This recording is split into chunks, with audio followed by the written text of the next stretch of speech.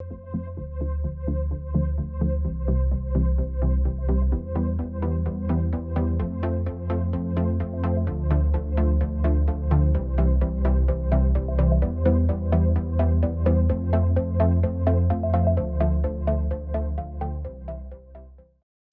Sadowski, Marcus Spangler, thank you for joining us at Australian Musician at NAMM 2020. Let's talk about this new deal, Sadowski and Warwick. Why Warwick? Okay, well, I've been manufacturing in Japan for 17 years, and I wanted to improve my distribution, and I was having to handle all that myself outside of Japan.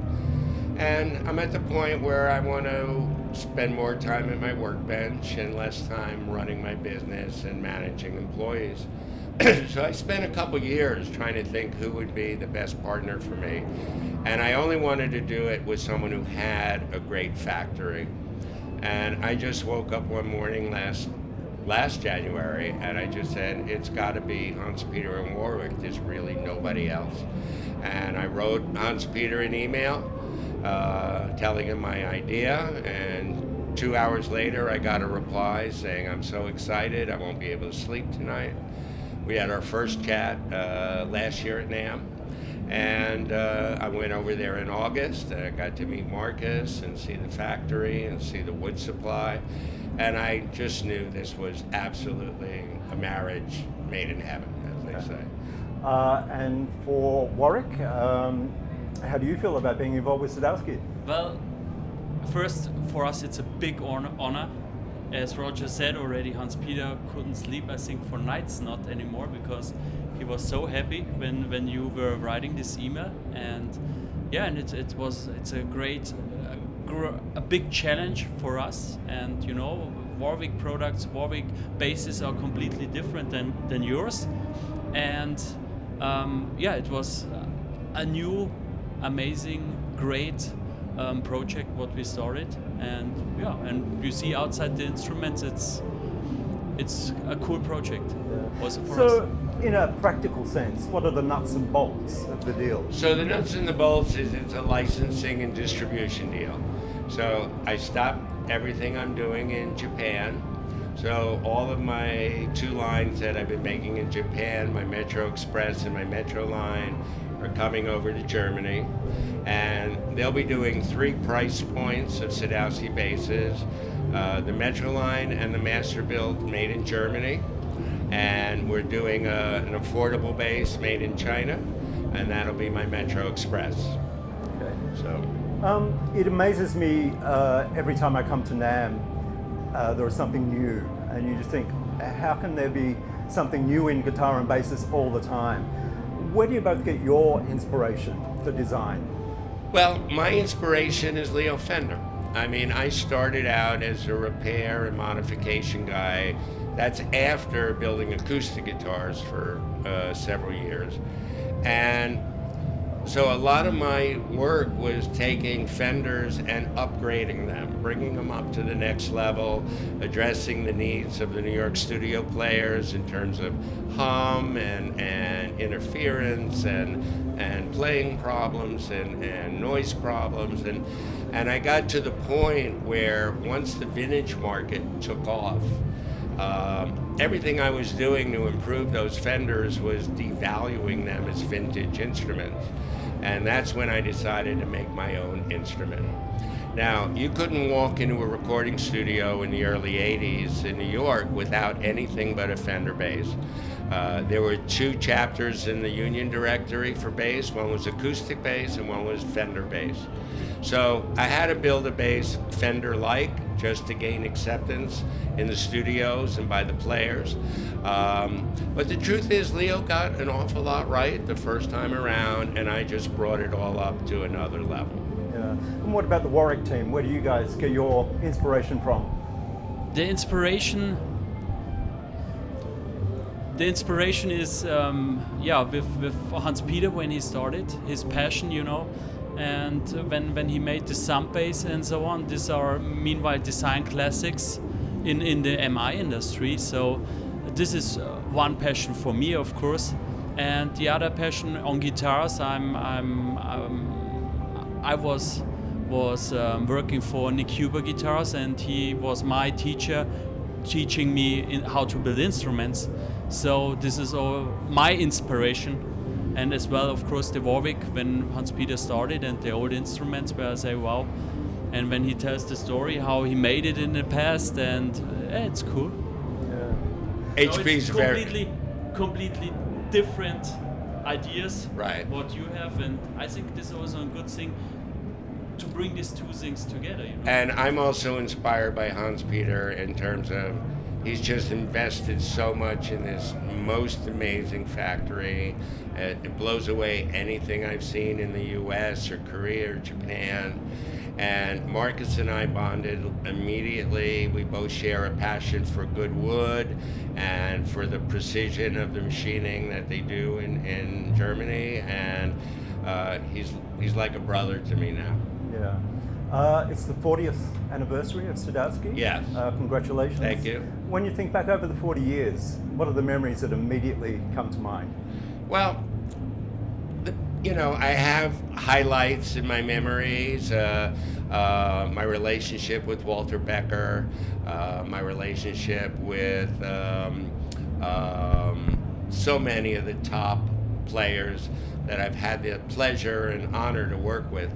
And it's not that I'm motivated by celebrities, but I learned so much from trying to have to meet their needs and demands that it's always causing me to raise the bar. The other thing is my work in Japan. I've been working in Japan for 32 years now, and they're the pickiest consumer on the planet. And you have a choice. You can get turned off by them and say, I'm not going to deal with that. Or you use it as an opportunity to raise the bar. And Hans-Peter and Marcus and I all understand that if you can please the Japanese consumer, you can please anybody, anywhere in the world. Yeah. Is there a particular instrument that is closer to your heart than others over the years? No, that's like asking me which of my children I like the best. Even though I only have one, I'm using the analogy. Or what are you most proud of in your career? Well, again, no one thing. I'm very proud of the brand that I've been able to establish. I've always tried to deal direct with players as much as possible. Getting those emails or phone calls I get a week after one of my customers gets a bass to tell me how much they love the instrument, that's what warms my heart more than anything else. I don't think in terms of units and containers and SKUs. It's human relationships for me. But if I had to pick one defining moment for me that was like one of the highlights of my career, it was the end of the Paul Simon's Graceland tour and at Madison Square Garden. And both Bruce Springsteen and Paul were both playing my guitars side by side. And that was a true highlight. Yeah, for sure. And what about you? Was there one particular Warwick model that sticks out to you? Warwick model, for me, the Sump, because this is the most like the Warwick basic thing where I say, when I see the Sump, then I say it's a Warwick, and this is my favorite, my personal favorite, where I say this is so unique and someone tried something completely different what was before on the market, and this is where I say this is my Warwick model. Yeah. Tell me about NAMM 2020. What are you excited about that you've brought to the show? Well, basically right now we're focusing on the bass line. And we still have a lot of work to do. The instruments here are pre-production samples. So Marcus will be going to China in March, and then I'll be going back with him in May to supervise that production. I'll be going over to Germany again in the spring. So I'm totally involved. It's not like I just signed a piece of paper and say, take it away, Warwick. I'm totally involved with Marcus.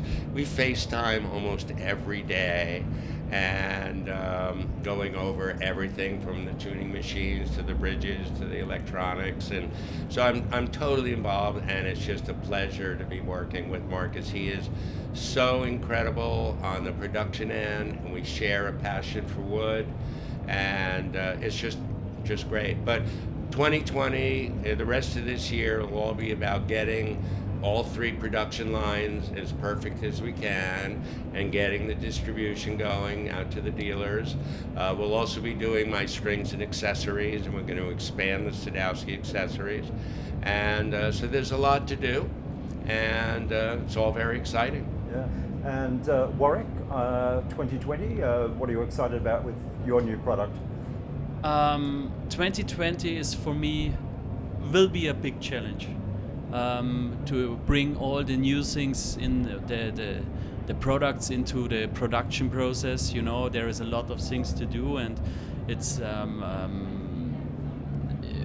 you have different quality standards than we have in with Warwick, so it's not different, but it's other details, you know, where you have to take care more of this care and this care, where on a Warwick has it maybe not. And this is a thing where this will be a big challenge for us in the production to bring everything in place, and as well then in China, you know, when we are getting down to China, this will be also a challenge to give them the standards and to give them the quality level what we want to have, and this will the thing for 2020. Okay, gentlemen, thank you for joining us, and we hope to see you down in Australia soon. Well, thank you, Greg. I'd like to come down once we've got things rolling down there, and I'd love to visit Australia. Yeah. Thanks, guys. Welcome.